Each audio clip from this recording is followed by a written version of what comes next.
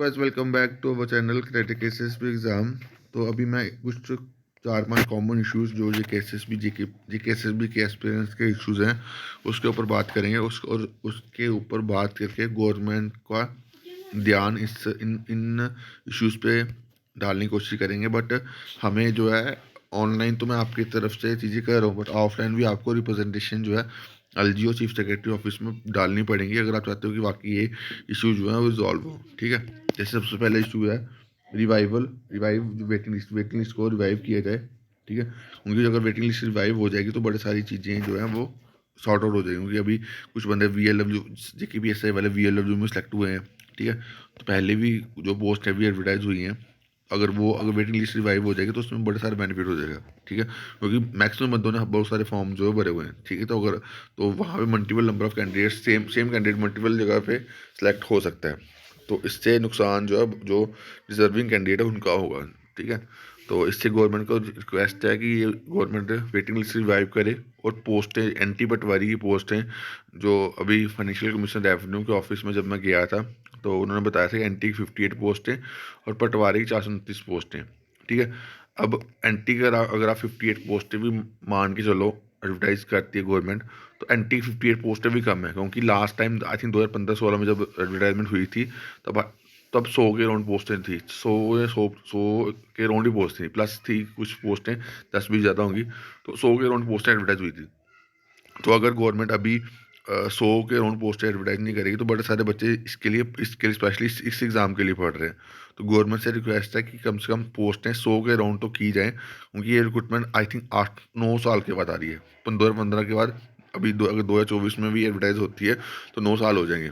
तो 9 साल के बाद अगर पोस्टें इतनी आ रही हैं तो कम से कम 100 पोस्टें तो गवर्नमेंट जो है एंटी की और पटवारी की। अब पटवारी जो मेरे को इन्फॉर्मेशन दी 429 पोस्ट हैं और उतनी भी पोस्टें आती हैं तो अच्छी पोस्टें हैं। तो गवर्नमेंट से रिक्वेस्ट है कि इसकी इन पोस्टों के रिगार्डिंग भी चीज़ों को देखा जाए और इसको रिजॉल्व किया जाए।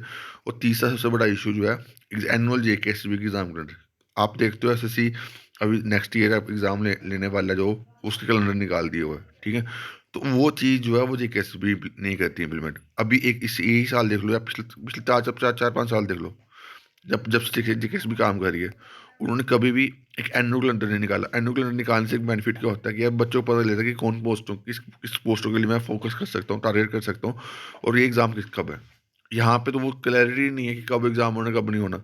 ये जो एग्ज़ाम हो रहा है तो 3-3 साल पहले के हो रहे हैं। तो इसको गवर्नमेंट को सोचना चाहिए। मैंने इसके रिगार्डिंग RTA भी JKSB फाइल करी थी, तब भी JKSB ने कुछ एप्लीकेबल रिप्लाई नहीं दिया था। क्योंकि JKSB तो काम तभी करेगी ना जब गवर्नमेंट ऊपर से उनको कुछ इंस्ट्रक्शन देगी। तो ये जो चीज़ें हैं एनुअल JKSB कैलेंडर, ये डिमांड है स्टूडेंट की अभी कि एनुअल JKSB कैलेंडर आएगा तो उसमें बड़े सारे बच्चों को बेनिफिट हो जाएगा कि बच्चों को क्लैरिटी हो जाएगी कि क्या एग्ज़ाम है। अभी तो कमेंट बॉक्स में मेरे को पूछे कुछ चीज़ें पूछी जाती हैं, सर ये इसका कब है उसका कब है। जो चीज़ JKSB को करने की वो चीज़ मेरे को करनी पड़ती है। बट मैं कोशिश करता हूँ जितनी हो सके वो करता हूँ। बट मैं भी तो हूँ तो इंसान ही है ना, जितनी इन्फॉर्मेशन मेरे से मिलती है वो आपको देता हूँ।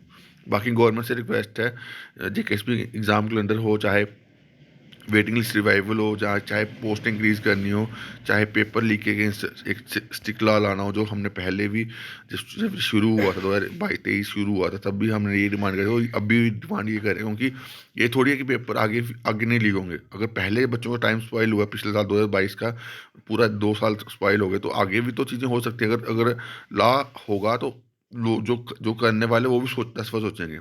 तो इसलिए पेपर लीक के अगेंस्ट जो है एक लॉ जो है होना ज़रूरी है। उसके बाद जो भी स्कैमर्स जिन्होंने भी स्कैम करा था, जिन्होंने बच्चों ने कुछ फाइनेंशियल ट्रांजेक्शन लेन देन करा था तो उनका नाम पब्लिक डोमेन में अभी तक गवर्नमेंट ने नहीं लाया।